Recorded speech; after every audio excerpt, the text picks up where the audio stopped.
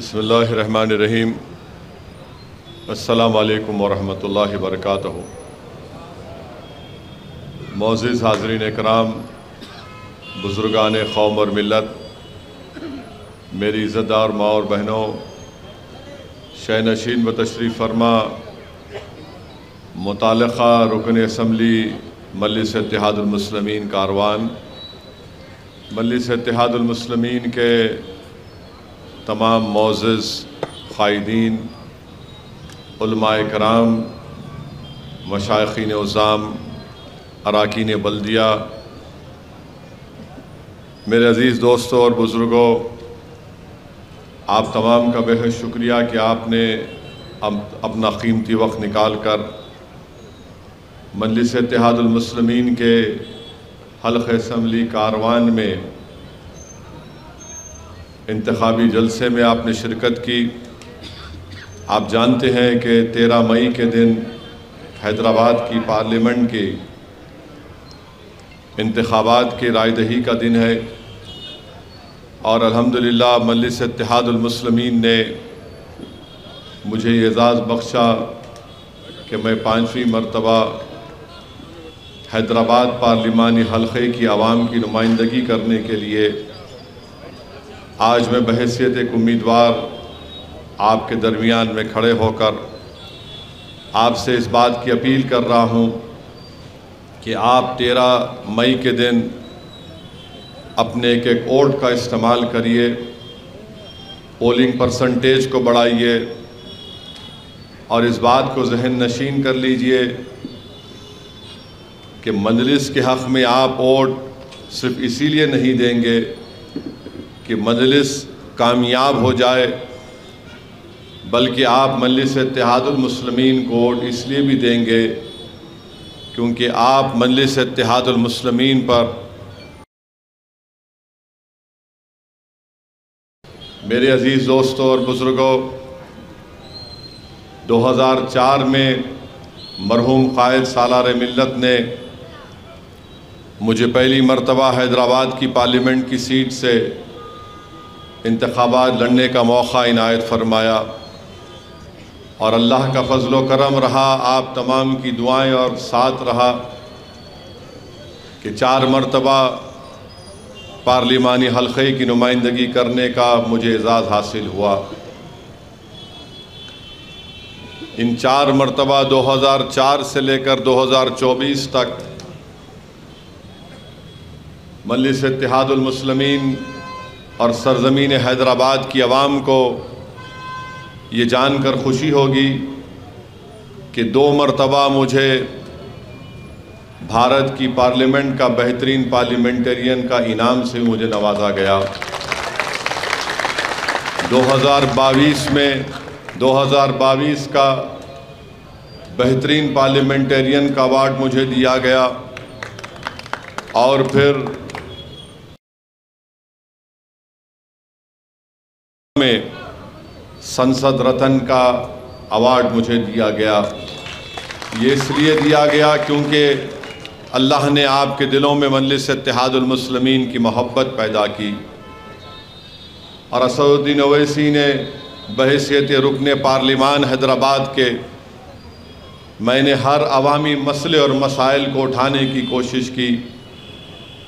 हुकूमत चाहे डॉक्टर मनमोहन सिंह की रही होगी या फिर मौजूदा वज़ीर आज़म नरेंद्र मोदी की होगी, जिस किसी भी हुकूमत ने गलत क़ानून लेकर आया जो भारत के आइन के ख़िलाफ़ था, मजलिस ने उसकी मुखालिफत की। मुझे अच्छी तरह याद है कि डॉक्टर मनमोहन सिंह की हुकूमत में होम मिनिस्टर चिदम्बरम थे। उन्होंने अनलॉफुल एक्टिविटीज़ प्रिवेंशन एक्ट में तरमीम पैदा करने का बिल लेकर आए थे। 2000 वक्त होगा, मेरी तकरीर आज भी यूट्यूब पर और पार्लियामेंट के रिकॉर्ड्स में कोई जाकर चेक कर सकता है।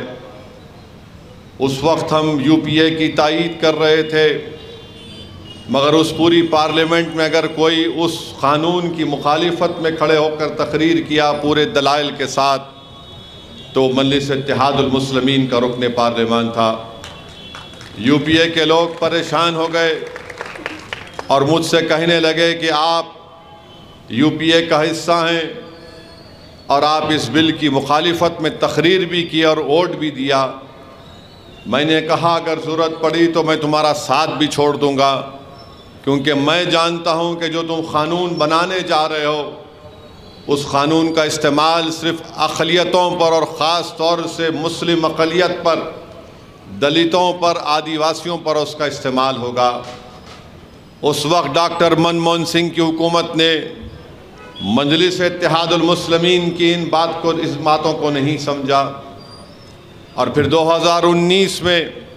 2019 जुलाई में जब नरेंद्र मोदी की हुकूमत, अमित शाह ने उस क़ानून में मज़ीद और उसमें सख्ती और गंदगी पैदा की तो पूरी पार्लियामेंट गवाह है कि लोकसभा में मैं और इम्तियाज़ जलील साहब ने उस क़ानून की धज्जियाँ उड़ाईं।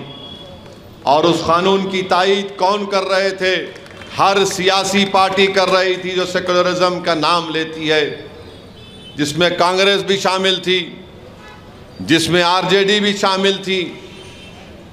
राज्यसभा में मजलिस ने उसकी मुखालिफत की और आज आप देखते हैं कि उसी क़ानून के ज़रिए 4-4 साल, 5-5 साल मासूम नौजवान हो, प्रोफेसर हो, बल्कि भीमा कोरेगांव महाराष्ट्र के बड़े बड़े दानिश्वर पढ़े लिखे लोग 4-4, 5 साल जेल में सड़कर कभी बेल मिलती है सुप्रीम कोर्ट को जाकर।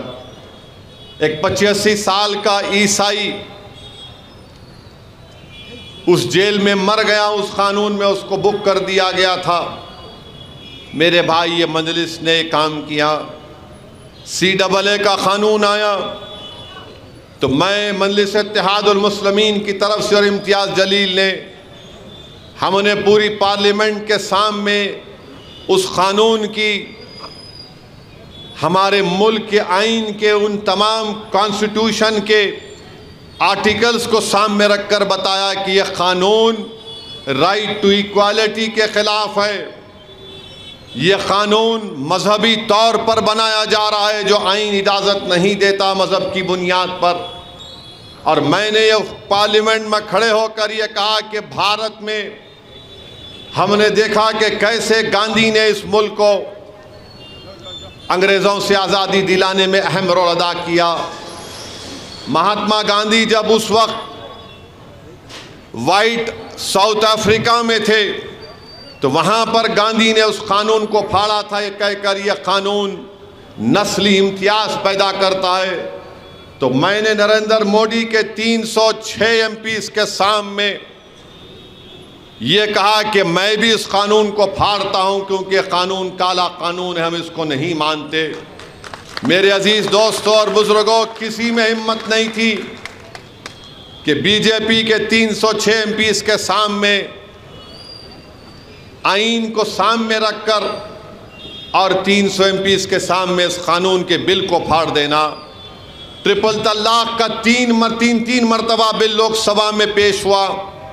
मजलिस इत्तेहादुल मुस्लिमीन ने उसकी मुखालिफत की और हमारी मुखालिफत करने का बुनियादी वजह यह थी कि ये राइट टू इक्वालिटी के ख़िलाफ़ है। ये मुस्लिम ख़वातीन के लिए और मसाइब और मुश्किलात का सबब बनेगा। और हमने दलाइल के साथ उन तमाम 3 वक्त भी मजलिस ने उस बिल की मुखालिफत की। लेकर आती है, अगर पार्लियामेंट में अगर बाज़ वक्त तो लोग मजाक उड़ाते थे मेरा और इम्तियाज़ जलील का कि क्या ओवैसी मुखालिफत करेगा, तो हमने मुखालिफत की। पूरा पार्लियामेंट एक तरफ वोट देता था, 500 MPs एक तरफ और 2 MPs मुखालिफत में अपने वोट देते थे। तो बीजेपी वाले हंसते थे कि देखो हम 500 हैं, तुम 2 हैं।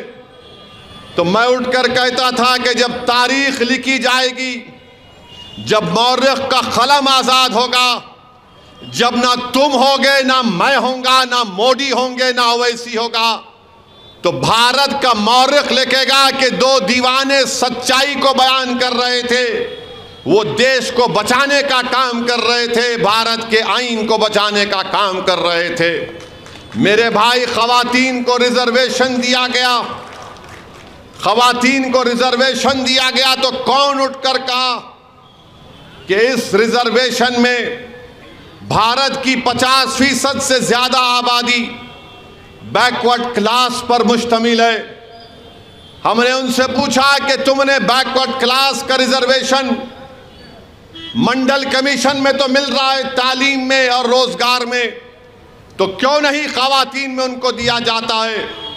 हमने सवाल किया कि जब तुम खवातीन के रिजर्वेशन की बात कर रहे हो तो बताओ, 17 या 18 पार्लियामेंट के इलेक्शन अब तक हुए, सिर्फ 20 या 22 मुस्लिम खवातीन जीत कर MP बनी, तो क्यों नहीं तुम मुस्लिम खवातीन का रिजर्वेशन देते?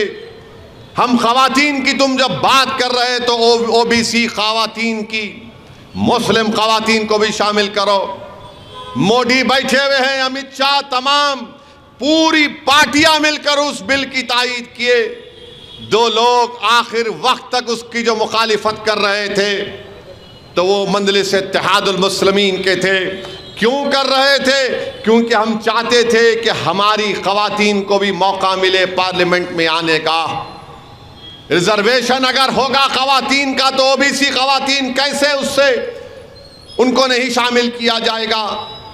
जो भारत की आबादी के 50% से ज्यादा OBC की पॉपुलेशन है, अदर बैकवर्ड कास्ट की। फिर मुस्लिम अक़लियत है, 17 करोड़ की आबादी, 15% है। हमने पूछा कि 50 और ये मिला लो 65% हो जाते हैं, तुम 65% के खवातीन को रिजर्वेशन कैसे नहीं दोगे? तो जब मैं अपने अमेंडमेंट्स को, तरमीमात को पेश कर रहा था पार्लियामेंट में, लोकसभा में, तो लोकसभा के स्पीकर ओम बिरला ने कहा कि असदुद्दीन ओवैसी तुम तरमीम को पेश करोगे? मैंने कहा स्पीकर साहब मैं खड़े होकर अपनी तरमीमात को पेश करूंगा। तो स्पीकर ने कहा कि आपके साथ तायीद करने वाले कोई नहीं है। मैंने कहा स्पीकर साहब मेरे साथ मेरा अल्लाह है, मैं अल्लाह के लिए कर रहा हूं क्योंकि इंसाफ की तालीम हमको दी जाती है।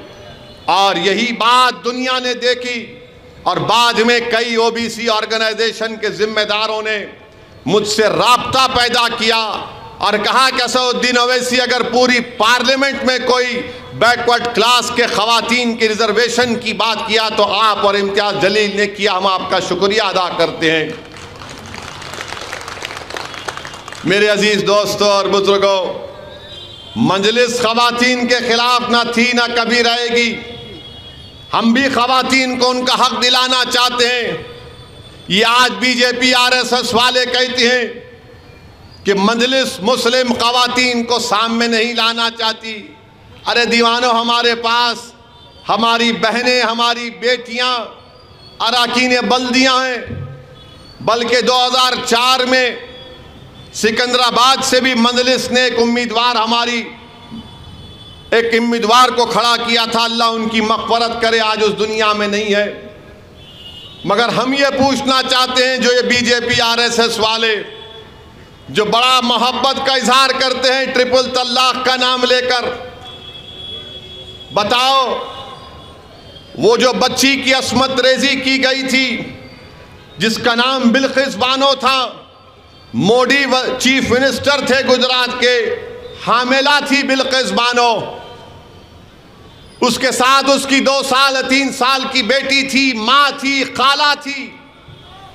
बिल्किस बानो का रेप हुआ, उसकी माँ का रेप हुआ, उसकी खाला का रेप हुआ। एक हामिला माँ के सामने उसकी 3 साल की बेटी के सर को पत्थर पर मारकर उसको शहीद कर दिया गया और उसका मुकदमा महाराष्ट्र में चला।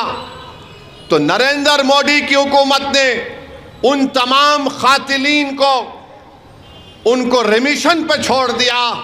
बताओ BJP RSS वालों, अगर उसका नाम बिल्किस बानो नहीं होता, कोई और होता, तो क्या तुम उसको छोड़ते? बताओ, ये जवाब दो। बड़ी मोहब्बत के दावे, तुम्हारी मोहब्बत में कोई सच्चाई नहीं है, तुम दुश्मन हो। तुम्हारी हुकूमत कर्नाटका में तुमने हिजाब का मसला उठाया, तुमने मुस्लिम बेटियों को हिजाब पहनने नहीं दिया। आज तुम बड़ी बड़ी बातें करते हो। मेरे अजीज दोस्तों और बुजुर्गों, बिल्किस बानो को आप सोचिए कि अगर बिल्किस बानो आपकी बेटी है, तसव्वुर करो, अपने दिलों पर जोर डालो कि उसके अस्मत रेजी के 22-23 साल के बाद उसको दोबारा सुप्रीम कोर्ट जाना पड़ा कि मुझे रेप करने वालों को मत छोड़ो, सुप्रीम कोर्ट को जाकर कहना पड़ा। सोचो थोड़ी देर के लिए कि उस हमारी बेटी को 2002 में उसका रेप हुआ, 2022 या 23 में उसको सुप्रीम कोर्ट जाना पड़ा कि मेरे रेप करने वालों को, मेरी बेटी का कत्ल करने वालों को, मेरी मां का कत्ल करने वालों को मत छोड़ा जाए। और आज बीजेपी आरएसएस बड़ी बात करती है। मेरे अजीज दोस्तों और बुजुर्गों, गोश्त की दुकानों पर हमले, मॉब लिंचिंग,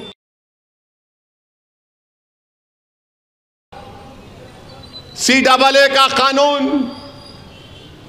और फिर CAA का NPR NRC से जोड़कर देखना पड़ेगा। जिस दिन NPR NRC लागू होगा, मेरी बात जहन नशीन कर लो आप, मैं जज्बात में लाने के लिए नहीं कह रहा हूं। नरेंद्र मोदी की हुकूमत NPR NRC कराना चाहती है। अमित शाह मेरा नाम लेकर लोकसभा में बोले, असदुद्दीन ओवैसी NPR NRC तो होकर रहेगा। और NPR NRC क्या है? अगर जब NPR बनेगा, कौसर मोहिउद्दीन का नाम लिखा जाएगा या लायक अली का नाम लिखा जाएगा, और इनसे कहा कोई भी जाकर ये भारत के शहरी नहीं है, तो बल्दिया का ऑफिसर इकबाल साहब से कहेगा, कौसर मोहिउद्दीन से कहेगा, लायक अली से कहेगा कि अब तुम्हारी जिम्मेदारी है कि तुम साबित करो तो कि तुम भारत के शहरी हो। अब आप बताइए इकबाल साहब, अपने दादा का बर्थ सर्टिफिकेट कहां से लाएंगे? लायक अली कहां से लाएगा? और आपको मालूम, भारत में शायद 7 या 8% लोगों के पास पासपोर्ट है। बर्थ सर्टिफिकेट का कानून बना 1960 में। मेरे भाई, ये लोग NPR NRC के जरिए कमजोरों को, मजलूमों को भारत की शहरियत से महरूम करना चाहते हैं। अगर बीजेपी RSS वाले मेरी बात को सुन रहे हैं तो बताओ, क्या आसाम में सुप्रीम कोर्ट ने NPR NRC नहीं किया? उसमें से 2 लाख आसाम के मुसलमानों के नाम नहीं आए 20 लाख में से। तो हेमंत बिस्व शर्मा जो आसाम का चीफ मिनिस्टर है, कहता है कि हम CAA के कानून के तहत जितने गैर मुस्लिम हैं उनको सिटीजनशिप दे देंगे। मुसलमान क्या करेगा? फॉरेनर्स ट्राइब्यूनल में केस लड़ना पड़ेगा उसको। ये बीजेपी पूरे मुल्क में करना चाहती है।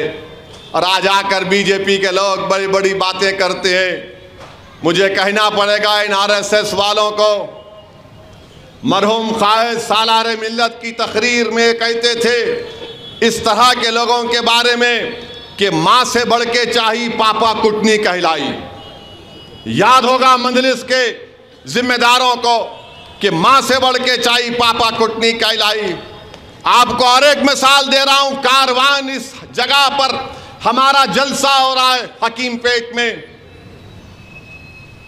ख्वाजा अजमेरी के आस्थाने पर बम ब्लास्ट हुआ। यही हकीम पेट का एक शख्स था जो ख्वाजा अजमेरी के आस्थाने में रमजान का महीना था, वहां रहता था, अकीदतमंद था ख्वाजा हिंदल वली का। बम ब्लास्ट हुआ, शहीद हो गया। 2 RSS के वर्करों को कोर्ट ने सजा दी, 2 को। उसमें कई लोगों के नाम थे, वो नहीं मिले। 2 को सजा हुई तो नरेंद्र मोदी की हुकूमत ने उनको पेरोल पे छोड़ दिया। अब वो गुजरात में है और जब वो गुजरात में अपने गांव को गए तो 10,000 लोग उनका इस्तकबाल करने के लिए खड़े हुए थे। आप बोलेंगे कहां पर तलाश करेंगे न्यूज, बताओ असदुद्दीन ओवैसी। हजरत गूगल पर जाकर इंडियन एक्सप्रेस की रिपोर्ट देख लो। ये इन्होंने काम किया है और बोलते दहशतगर्दी को हम बर्दाश्त नहीं करेंगे। अरे तुमने दहशतगर्दों को छोड़ा, तुमने बच्चियों के कातिल को रस्मत रेजी करने वालों को छोड़ा, तुमने हकीम पेट के मारने वाले उन जालिमों को तुमने छोड़ा, और आज तुम दहशतगर्दी से हम कोई कॉम्प्रोमाइज नहीं करेंगे। मक्का मस्जिद का बम ब्लास्ट हुआ, अपील नहीं करते, जिसमें 8 या 10 लोग मारे गए। एक मासूम बच्चा जो 20 पारों का हाफिज कुरान था, उसका आधा सर उड़ गया था, खिलवत का रहने वाला। आप अपील नहीं किए। क्यों अपील नहीं किए? क्योंकि उसमें बड़े बड़े लोगों का नाम आया। ट्रेन ब्लास्ट, समझौता ट्रेन ब्लास्ट में एक बड़े आदमी का नाम आया आरएसएस के, जो आजकल वो उनका एक मुस्लिम राष्ट्रीय मंच के बड़े उन सरपरस्त बने बैठे हैं। अरे तुम्हारा नाम आया था समझौता ब्लास्ट में, समझे? मोदी ने अपील नहीं की। क्यों? तुम्हारे बाप थे, तुम्हारे दोस्त थे। इंसाफ नहीं मिलना चाहिए समझौता ब्लास्ट में मरने वालों को, ख्वाजा अजमेरी के आस्थाने में मरने वाले को, मक्का मस्जिद में बम ब्लास्ट हुआ, तुमने अपील नहीं की। मेरे अजीज दोस्तों और बुजुर्गों, बीजेपी 10 साल में भारत के नौजवानों का मुकद्दर बेरोजगारी बना के रख दी। कोई नौकरी नहीं है। अब बोल रहे हम 12-13 लाख नौकरी देंगे। कहां देंगे? कहां से ला के देंगे आप? एक उनका एक आजमगढ़ का एमपी है, मीडिया ने पूछा कि रोजगार नहीं है सांसद जी, तो उन्होंने बोले देखो गलती मोदी और योगी की नहीं है, गलती आप लोगों की है। तो मीडिया ने पूछा कैसे? तो उसने कहा कि योगी और मोदी ने बच्चों को पैदा नहीं किया, आप पैदा कर रहे हैं। अरे ठहरो भाई, अब आप बताइए कि उन्होंने पैदा नहीं करे, उनका फैसला, हम क्या करेंगे? मगर नहीं, आप दादा पैदा कर रहे, इसे नौकरी नहीं देंगे। तो आप बोल दो खड़े होके, जो बच्चे पैदा नहीं। अच्छा, ये एमपी साहब कैसा पैदा हो नहीं मालूम, इनको कौन जने? आसमान से तो नहीं टपके ना, अम्मा के पेट से आए होंगे। मगर बोल दिए। आप बताइए, बेरोजगारी इस मुल्क के नौजवानों का मुकद्दर बन गया, मगर नौजवानों के हाथ में क्या बता दिया गया? ओवैसी आतंकवादियों का साथी है, ओवैसी कर दी गई एक मखसूस फिरके के बारे में, और नौजवान बस फोन पे बैठा रहता, ओवैसी को गाली देना, धमकी देना। मैं कई लोगों से मिला एयरपोर्ट पर, ट्रेन पर, बोलते हैं ओवैसी हम तेरे को पसंद नहीं करते। मेरा कौन बोल रहे भाई आपको पसंद करो? मैं तो अब शादी करने का भी इरादा नहीं हूं कि कुछ पसंद करूंगा किसी को। नहीं, पसंद नहीं करते, मगर तू बोलता अच्छा है। मेला क्या मैं कव्वाल हूं? नहीं, एक फोटो ले लेंगे। मला एक नहीं 2 लो, मला घर में लगा के रखो, अच्छा दिखेगा घर में तुम्हारे। मैं उनसे पूछता हूं भाई मेरे, आप बताओ तुमको मिल रहा क्या? तुम नफरत पैदा कर रहे हो, तुमको नौकरी मिली, तुम्हारे घर में चिराग जल रहा है, क्या मिल रहा तुमको? बोले नहीं, हमको पहली मर्तबा ऐसा मौका मिल रहा है तुम लोगों को बताने का। मैंने तुम लोग हम लोग कब तक बोलेंगे बाबा? फायदा क्या हो रहा है? मुल्क का फायदा हो रहा है क्या? बताओ मेरे भाई। इस मुल्क की 60% आबादी 40 साल से कम उम्र लोगों की है, और वजीर आजम मोदी उस डेमोग्राफिक डिविडेंड को बर्बाद कर रहे हैं। आज डॉलर 85 रुपए के करीब आ चुका है। जब 2004 में ये वजीर आजम बने थे तो 54 रुपीस था। नरेंद्र मोदी बोल रहे 400 पार, पेट्रोल बोल रहा मैं 100 पार। मोटरसाइकिल पे बैठते नहीं ना मोदी जी, उन्होंने खाली प्लेन में उड़ते भाषण देते हुए भाइयों बहनों मित्रों बैठे पे दूसरी जगह चले गए। मोटरसाइकिल में पेट्रोल दलाना गरीब का काम, 100 पार पेट्रोल। मगर इनको क्या, नहीं नहीं नहीं, ओवैसी को हराना है, ओवैसी को बोलो, मुख्तार अंसारी को जहर दे दो, उसको गोली मार दो। मेरे अजीज दोस्तों, नफरत पैदा करने से क्या फायदा हो रहा है इस मुल्क को? मुल्क कमजोर हो रहा है। बीजेपी हर महाज पर नाकाम। अमित शाह बोलते हैं कि चीन हमारी जमीन पर कब्जा नहीं किया। मैं चैलेंज करके बोल रहा हूं, चीन भारत की सरजमीन पे कब्जा करके बैठा हुआ है। ये नरेंद्र मोदी बोले थे ना घुसा है ना घुसेगा। अरे 56 इंच का सीना है तो लेके चलो पूरे मीडिया को। डीजीपी की प्रेस कॉन्फ्रेंस हुई पूरे मुल्क के, उसमें लद्दाख की डीजीपी ने कहा कि 65 पेट्रोलिंग पॉइंट में से 25 पर हम नहीं जा सकते मोदी जी। 25 पेट्रोलिंग पॉइंट हम खो दिए। चाइना की पीपल्स लिबरेशन आर्मी बैठी हुई है, ऊपर डेप्सांग डेमचाक है, चीन बैठा हुआ, हम नहीं जा सकते। और अगर डेप्सांग डेमचाक से चीन को नहीं निकालेंगे तो याद रखो मेरी बात को, एक दिन हम सियाचिन को भी खो देंगे।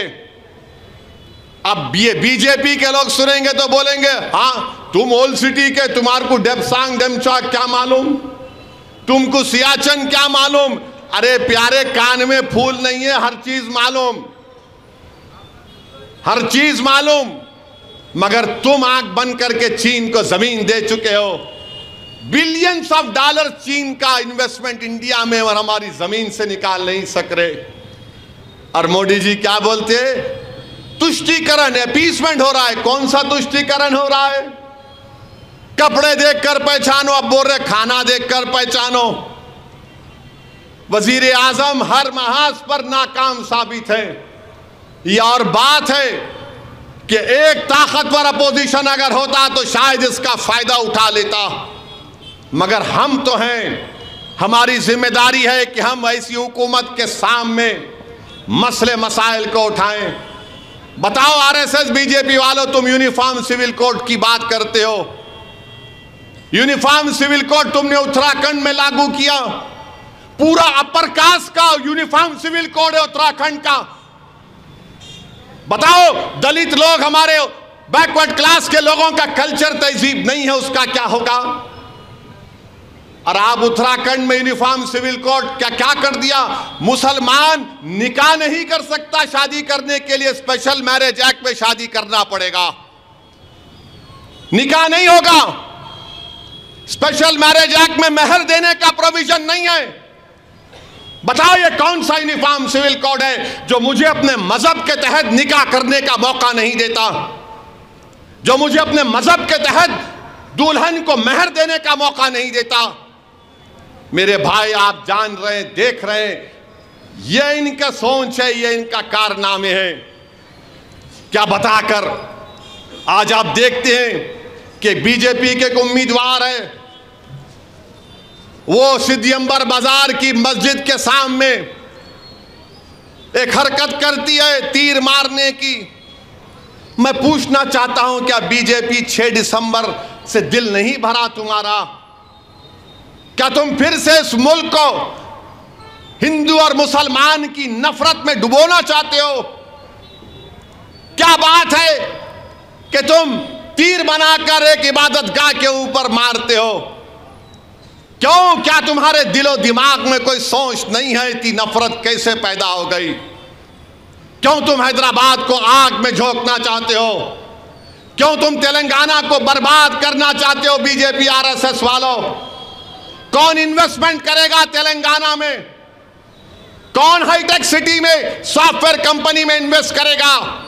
अगर फसाद होगा तो गूगल, फेसबुक, अमेज़न वाले रहेंगे हैदराबाद में। ये दवाइयों की कंपनियां हैदराबाद में रहेंगी? ये जमीनात के रेट जो थोड़े गिरे हुए हैं वो रहेंगे क्या, बताओ? मगर बीजेपी हैदराबाद के अमन को बर्बाद करना चाहती है, तीर मार रहे हैं। ऐसा लगता है कि बीजेपी को एक और नुपुर शर्मा की जरूरत थी। मेरे अजीज दोस्तों और बुजुर्गों, और बार बार बोलते हैं बीजेपी वाले कि मुस्लिम अक़लियत बहुत बच्चे पैदा करते, झूठ। टीएफआर रेट गिरा है भारत में मुसलमानों का, फर्टिलिटी रेट गिरा है, मगर ये लोग बोले जाते अरे इतने बच्चे कहीं क्यों पैदा कर रहे हैं? बताओ, डेटा बताओ, मैं तैयार हूं बहस करने के लिए। टीएफआर रेट गिरा है, मगर नफरत पैदा करना, अगर किसी को नौकरी नहीं मिल रही तो बोलना मुल्ला जी बहुत बच्चे पैदा कर लिए। मेरे अजीज दोस्तों और बुजुर्गों, ऐसे माहौल में जरूरी है कि हम मुत्तहिदा तौर पर अपने के कोर्ट का इस्तेमाल करें। लोग आएंगे हमारे इत्तेहाद को कमजोर करने के लिए, लोग आएंगे हमारे वोट को छीनने के लिए, मगर 13 मई को तारीख लिखी जाएगी, 13 मई को तारीख लिखी जाएगी इंशाअल्लाह ताला। और तारीख ये लिखी जाएगी कि कौन सच्चाई के साथ था और कौन झूठ के साथ था। 13 मई को तारीख लिखी जाएगी कि कौन हैदराबाद को हैदराबाद के नाम से रखना चाहता था और कौन हैदराबाद के नाम को तब्दील करना चाहता था। 13 मई को तारीख लिखी जाएगी कि कौन अमन चाहता था और कौन फसाद चाहता था। 13 मई को तारीख लिखी जाएगी कि कौन हिंदू मुस्लिम दलित बैकवर्ड क्लास के इत्तेहाद को मजबूत करना चाहता था और कौन उसको चूर चूर करना चाहता था। हैदराबाद तरक्की की राह पर है, कमजोरियां जरूर हैं, मगर याद रखिए अगर 1990 का हैदराबाद बनेगा तो फिर किसके पास क्या बचेगा। ये बीजेपी आरएसएस 1990 के दहे में तेलंगाना को लेकर जाना चाहती है। इसीलिए मेरी आप तमाम से अपील है कि मुत्तहिदा तौर पर अपने वोट का इस्तेमाल करिए। मैं हमारे दलित भाइयों से और उन तमाम लोगों से कहना चाहूंगा जो अंबेडकर को मानते हैं, बाबा साहेब अंबेडकर को, याद रखो मेरी इस बात को, लिख के रख लो।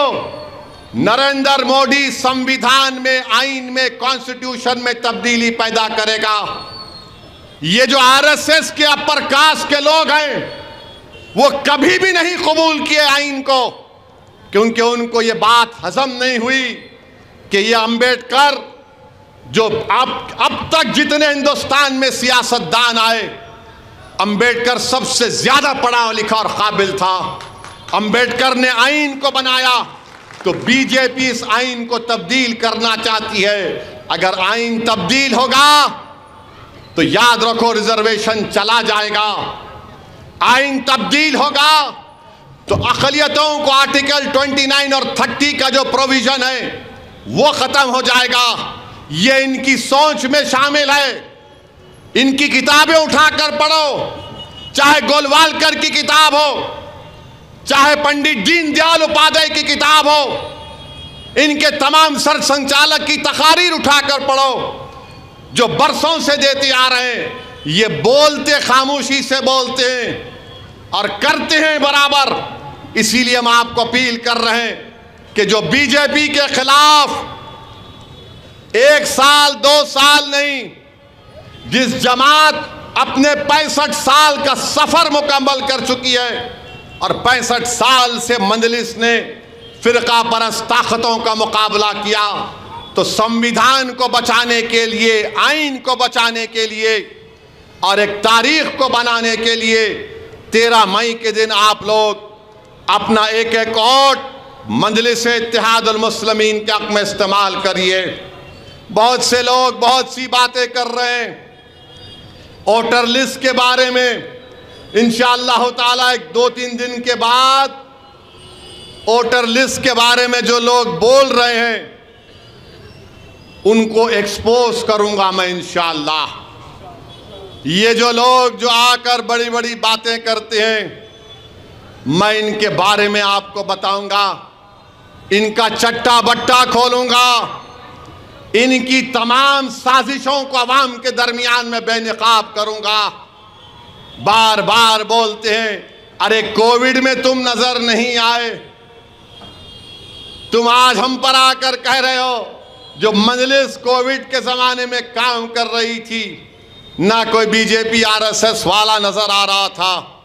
बहरहाल मेरे अजीज दोस्तों और बुजुर्गों, मजलिस इत्तेहादुल मुस्लिमीन आपकी एक ताकत है, आपकी आवाज़ है। हिंदुस्तान की पार्लियामेंट में, भारत की पार्लियामेंट में आपको अपनी आवाज़ को पहुंचाना है। असदुद्दीन ओवैसी को नहीं, आपको अपनी आवाज़ को पहुंचाना है। आपको अपने सियासी शऊर को कामयाब करना है, आपको अपने इत्तेहाद को कामयाब करना है। और इसीलिए मुझसे नफरत की जाती है, इसीलिए मेरी गाड़ी पर गोलियां चलाई गई, इसीलिए मुझे हर महीने में 5-6 मरतबा कम से कम जान से मार देने की धमकियां दी जाती हैं।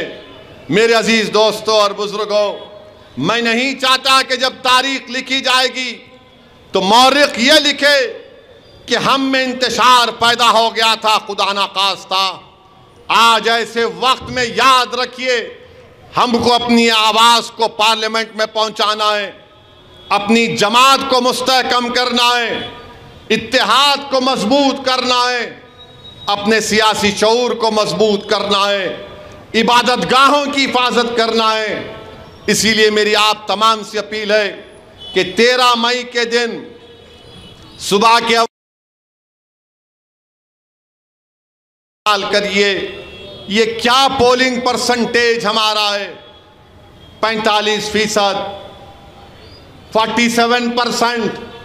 मेरे भाई, अगर आप निकल कर वोट नहीं डालेंगे तो कौन डालेगा? वोट एक अमानत है, याद रखो। इतने सब वाकयात हो रहे हैं, अगर तुम वोट नहीं डालोगे तो फिर क्या जवाब दोगे? जब घरों को तोड़ा जा रहा है, क्या तुमको नजर नहीं आ रहा कि कोई इशारे से तीर मारने की बात कर रहा है? अगर कोई तीर मारने की बात कर रहा है और तुम अपनी उंगली को जुम्बिश नहीं दोगे तो फिर कब बेदार होगे? कोई तीर मारने की बात कर रहा है, इशारा दे रहा है, और तुम अपनी उंगली को दबा नहीं सकते उस बटन पर जाकर। उठो मेरे भाई, जाओ पोलिंग बूथ को, जिसका नाम है पोलिंग बूथ को जाइए, जमानत जब्त करवाइए बीजेपी की इंशाअल्लाह ताला। मगर सिर्फ थालियां मारने से नहीं होगा, सिर्फ थालियां मारने से, ओ बोलने से नहीं होता। बूथ को जाना है, पोलिंग बूथ को जाकर जहां पे पतंग का निशान नजर आया, दबा के बोलना इशरत के लिए मार रहा हूं वोट मजलिस के हक में। जहां पर बूथ को जाएंगे तो बोलना तीर मारने वालों ने इशारा किया, अब मैं अपनी उंगली से पतंग पर बटन दबा रहा हूं। जब बूथ को जाएंगे, जिन्होंने मुख्तार को जहर दिया, हम पतंग पर बटन दबाएंगे। जिन्होंने 1991 प्लेसेस ऑफ वर्शिप एक्ट को खत्म करने की बात कर रहे हैं, हम बोलेंगे हम उसके खिलाफ वोट देंगे। CAA के कानून में हमको शहरियत से महरूम करने की बात करने वालों के खिलाफ हम पतंग पर बटन दबाएंगे। ट्रिपल तलाक के गलत कानून के खिलाफ हम पतंग के निशान पर बटन दबाएंगे। महंगाई के खिलाफ पतंग पर बटन दबाएंगे। पेट्रोल की कीमतों की बढ़ती हुई कीमतों के खिलाफ हम पतंग के निशान पर बटन दबाएंगे। जो लोग शहर हैदराबाद के अमन को बर्बाद करना चाहते हैं, हम उनके खिलाफ पतंग के निशान पर बटन दबाएंगे। जो भारत के संविधान को खत्म करना चाहते हैं अम्बेडकर के, हम उनके खिलाफ पतंग के निशान पर बटन दबाएंगे। इतने वजूहात आपके पास हैं, सिर्फ आपको अपनी जिंदगी का सबूत देना है। उठकर जाओ मेरे भाई, उठकर जाओ। याद रखो, भारी अक्सरियत से मजलिस इत्तेहादुल मुस्लिमीन को कामयाब करिए। लोग हमारी तरफ निगाहें उठाकर देख रहे हैं, पूरा मुल्क देख रहा है कि हैदराबाद की आवाम अब कैसा फैसला देने वाली है। मैं आपसे अपील कर रहा हूं कि हमको अपने एक वोट का इस्तेमाल करेंगे तो यकीनन एक बेहतरीन पैगाम जाएगा। हैदराबाद में पतंग और तेलंगाना में बीजेपी का सफाया होना चाहिए इंशाअल्लाह ताला। क्या आप ये काम करेंगे? हैदराबाद में पतंग और तेलंगाना में बीजेपी का सफाया इंशाअल्लाह ताला। मैं खुलकर कह रहा हूं, असेंबली के इलेक्शन में एक अलग फैसला लिया गया था, मगर ये पार्लियामेंट का इलेक्शन है, बीजेपी को हराना है। तमाम जो लोग इस मुल्क से मोहब्बत करते हैं, मैं उनसे अपील कर रहा हूं कि हैदराबाद हो, महाराष्ट्र हो, या फिर किशनगंज हो या औरंगाबाद हो, मजलिस इत्तेहादुल मुस्लिमीन के उम्मीदवार जहां भी खड़े होंगे, आप उनके हक में अपने वोट का इस्तेमाल करिए, अपने सियासी शऊर का सबूत दीजिए। मुझे इजाज़त दीजिए, मुझे या खुदपुरे में एक और जलसे में जाना है। मैं आपसे इजाज़त चाहता हूँ। अस्सलाम वालेकुम व रहमतुल्लाह।